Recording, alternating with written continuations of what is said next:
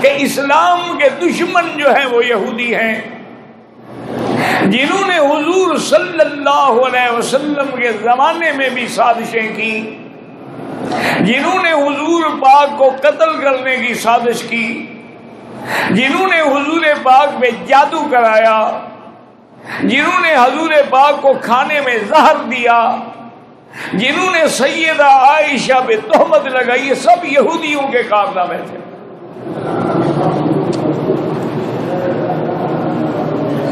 اب یہودی پریشان ہو گئے کہ اسلام تو مراکش سے کابل تک پھیل گیا، تو اب یہودیوں کا ایک بڑا آدمی تھا جس کا نام عبداللہ ابن سبا تھا، یہودی النسل تھا، یہودیوں کا سردار تھا اور بڑا مکار تھا۔ اس نے سوچا کہ اب اسلام کا مقابلہ ہم نہیں کر سکتے، اب مسلمان ہو کے اندر داخل ہو کے ان کو نقصان پہنچائیں۔ تو اسی طرح جتنے باطل فرقے ہیں انہوں نے بھی اپنے آپ کو دین اسلام میں داخل کر کے پھر اس کے اندر تفرقہ ڈالا ہے، پلتا اسلام کا ہے۔ اب جناب آپ اندازہ کریں کہ انہوں نے اتنی زہر پھیلایا کہ پورے شہروں کے اندر حضرت عثمان کے خلاف زہر پھیلاتے گئے اور بڑے لوگ مخالف کے، دیکھو جی حضرت عثمان نے اپنے رشتہ داروں کو گورنر بنا دیا ہے، عزیزوں کو عہدے دے دیے ہیں اور ان کے عزیز جو ہیں وہ دنیا پہ ظلم و ستم کر رہے ہیں۔ حضرت عثمان بار بار کہتے بھی کسی کی شکایت تو لے آؤ، لیکن شکایت ہو تو لے آئے۔ اور آخر ایام حج تھے، ایام حج میں آپ کو پتا ہے کہ ساری دنیا الحمدللہ حج کے لیے آتی ہے، تو مدینہ منورہ میں بھی زیادہ تعداد نہیں تھی، تو 900 آدمیوں کی جماعت جو ہے شیعہ نے تیار کی اور 900 آدمیوں نے آ کے مدینہ منورہ میں اپنا ڈیرا لگا دیا۔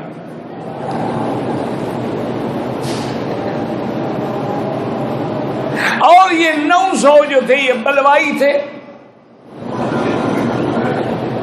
انہوں نے سب سے پہلا کام جو کیا یہ ہے کہ جمعہ کا دن تھا، سیدنا عثمان رضی اللہ تعالی عنہ حضور کے منبر پہ کھڑے ہوئے خطبہ دیا، تو ایک کھڑا ہو گیا اور نے کہا عثمان تم خطبہ نہیں دے سکتے، ہم تمہارا خطبہ نہیں سنیں گے۔ پھر ادھر سے آدمی کھڑا ہوا، ادھر سے آدمی کھڑا ہوا، شور ہو گیا مسجد میں، اور ایک بدبخت نے آ کے حضرت عثمان کے ہاتھ سے وہ عصا لے لیا جو پکڑا ہوا تھا اور اس کو توڑ دیا، حالانکہ یہ وہ عصا تھا جو حضرت محمد مصطفیٰ نے دیا تھا۔ اور حضور کے بعد ابو بکر رضی اللہ عنہ اسی عصا کو پکڑ کے خطبہ دیتے تھے، حضرت عمر بھی اسی عصا کو استعمال، ہر خلیفہ حضرت عثمان سے لے کے توڑ دیا، اور اتنا انہوں نے نعوذ باللہ تشدد کیا کہ عثمان منبر سے گر گئے اور زخمی ہو گئے۔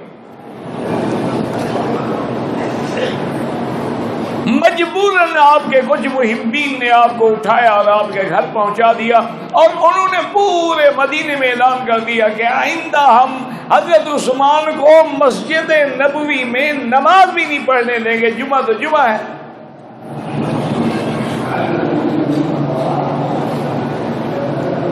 حضرت عثمان رضی اللہ تعالی عنہ اپنے گھر میں محصور ہو گئے، تو رات کو کچھ صحابہ نے حضرت علی رضی اللہ تعالی عنہ کی قیادت میں حضرت عثمان سے ملاقات کی اور کہا کہ امیر المومنین آپ کیا کر رہے ہیں؟ یہ جو 800-900 بلوائی آئے ہوئے ہیں اور پورے مدینے میں شور ڈال دیا ہے، آپ امیر المومنین ہیں، خلیفہ رسول اللہ ہیں، آپ کے پاس الحمدللہ طاقت ہے، ہر جگہ آپ کے گورنر بیٹھے ہیں، آپ حکم تو کریں۔ انہوں نے فرمایا کہ نہیں، یہ مجھے قتل کرنا چاہتے ہیں نا، میں اپنی جان کے لیے حضور کے مدینے میں شر پسند نہیں۔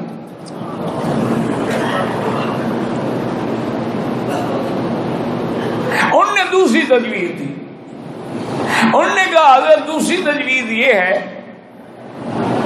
کہ آپ کو ہم خفیہ راستے سے تیز سواریوں کا انتظام کر کے مدینے سے نکال دیتے ہیں، آپ فوراً شام چلے جائیں جہاں حضرت معاویہ کی حکومت ہے اور وہاں کوئی دشمن آپ پر حملہ نہیں کر سکتا۔ حضرت معاویہ ایک طاقت ہے۔ تو حضرت عثمان نے کہا کہ میرے مدنی پاک نے فرمایا تھا من استطاع منکم ان یموت فی المدینہ فلیمت، کہ جس آدمی کو طاقت دے اللہ مدینے میں موت آئے اس کو چاہیے مدینے میں مرے تاکہ میں اس کی شفاعت کروں۔ تو مجھے مدینہ چھوڑوانا چاہتے ہو؟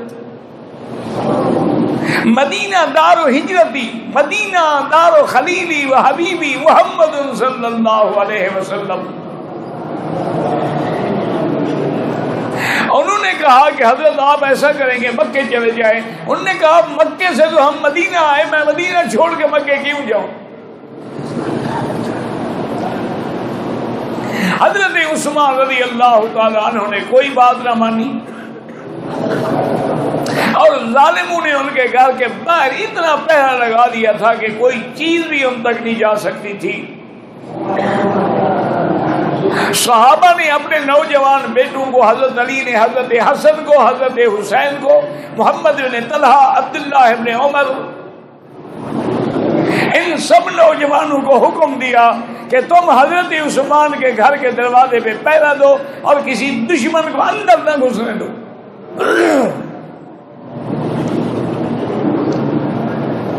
اور اللہ کی شان دیکھیں کہ کربلا کا جو واقعہ اس میں تو ہمیں کوئی صحیح تاریخ بھی نہیں ملتی نا، لیکن حضرت عثمان پر 40 دن پانی بند رہا۔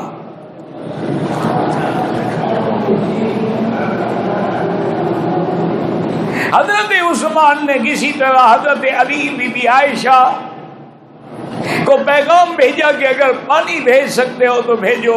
حضرت علی مشکیدہ لے کے آئے، ظالم نے 3 مارا تو مشکیدہ بھی وہی گر گیا۔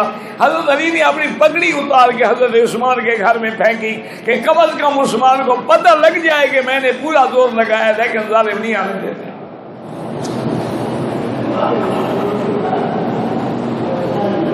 ایک دن حضرت عثمان اپنے گھر کی چھت پہ آئے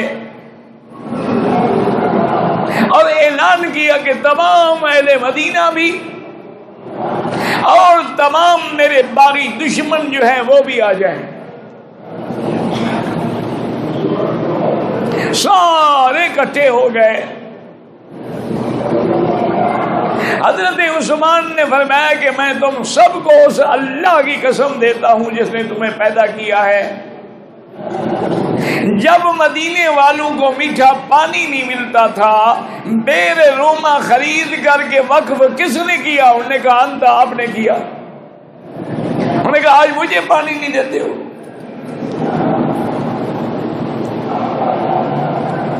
حضرت عثمان نے فرمایا کہ جب مسجد نبوی تنگ ہو گئی تو زمین خرید کے دینے والا کون تھا؟ انہوں نے کہا انت، آپ تھے۔ انہوں نے کہا کہ جیش الاسرا کے زمانے میں غزوہ تبوک کے موقع پہ 900 اونٹ، 100 گھوڑا اور 5 کلو سونا دینے والا کون تھا؟ انہوں نے کہا انت، آپ تھے۔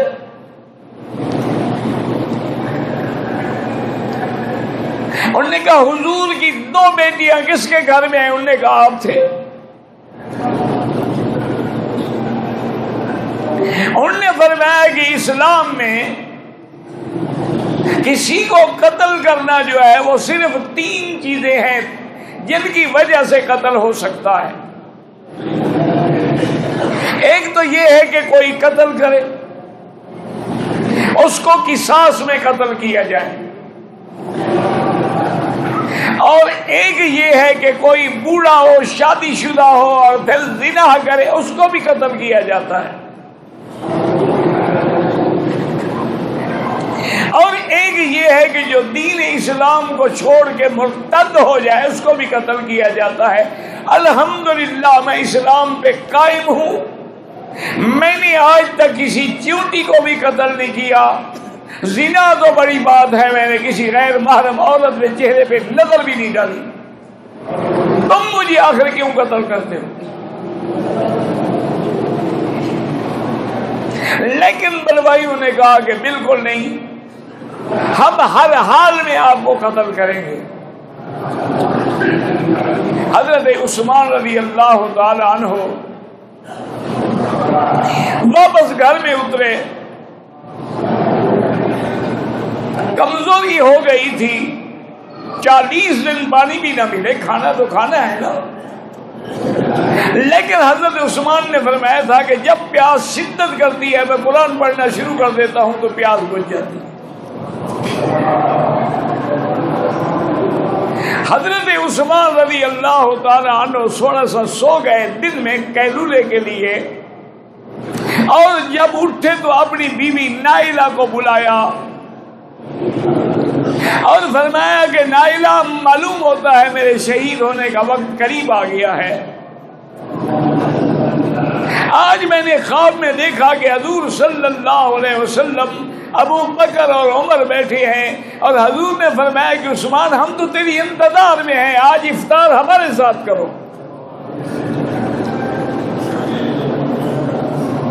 تو اس لیے فرمایا کہ نائلہ اب میری شہادت کا وقت قریب آ گیا ہے، ایک تو مجھے پاجامہ دے دو میں پہن لوں تاکہ باغی مجھے قتل کریں تو کہیں میرا سطر نہ کھل جائے۔ آپ نے پاجامہ پہنا، کپڑے پہنے اور قرآن شریف لے کے پڑھنا شروع کیا، اور اللہ تبارک و تعالیٰ کی شان ہے کہ بلوائیوں نے دیوار کے پچھلے حصے سے کود کے اندر آئے اور ایک ظالم نے لوہے کی لٹھ ماری حضرت عثمان کے سر پہ، اور اس کا خون کا فوارہ جو نکلا تو اسی آیت پہ فَسَيَكْفِيكَهُمُ اللَّهُ وَهُوَ السَّمِيعُ الْعَلِيمُ۔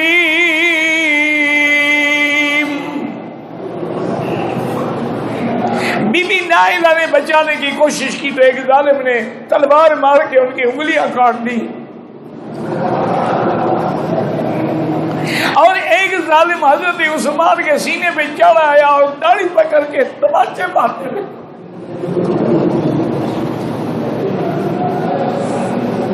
جب اس نے تھپڑ مارا تو بی بی نائلہ نے بددعا کی، فرمایا اللہ تیرے ہاتھ کو خشک کر دے، اور اللہ تجھے لولا لنگڑا اندھا کر دے، اور اللہ تیری مغفرت کبھی نہ کرے۔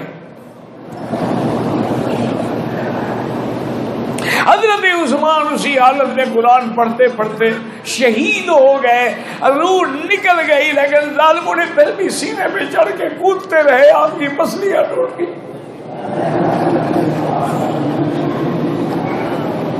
اور آج مظلوم عثمان کو جنازہ نہیں اٹھانے دیتے، 2 دن بغیر جنازے کے آپ اپنے مکان میں رہے۔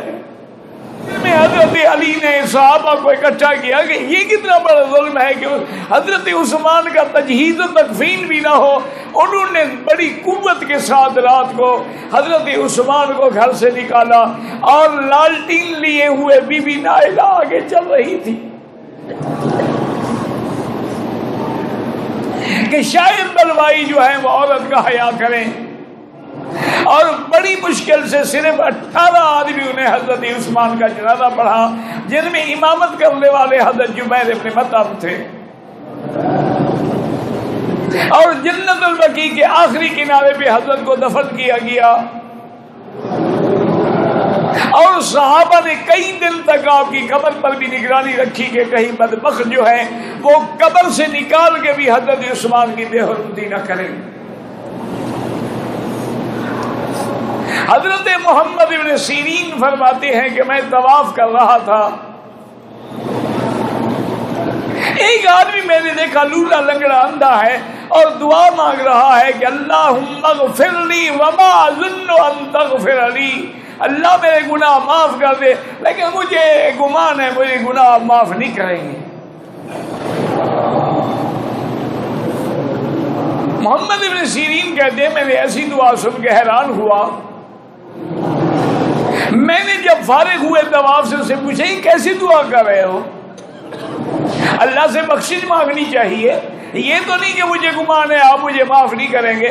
اس نے کہا کہ محمد ابن سیرین میں وہ بدبخت ہوں جس نے عثمان کو تھپڑ مارا تھا.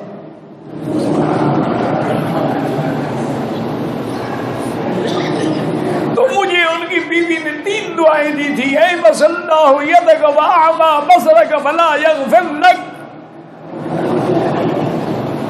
ان نے 3 دعائیں دی تھی کہ اللہ تیرے اس ہاتھ کو خشک کر دے اور اللہ تجھے اندھا کر دے اور اللہ تیری کبھی مغفرت نہ کرے. یہ دیکھو میرا ہاتھ لکڑی کی طرح ہو گیا, وہ دعا بھی لگ گئی, میں اندھا بھی ہو گیا, یہ بھی لگ گئی.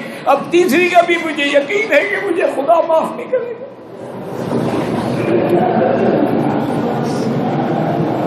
حضرت عثمان غنی رضی اللہ تعالی عنہ کی شہادت کے بعد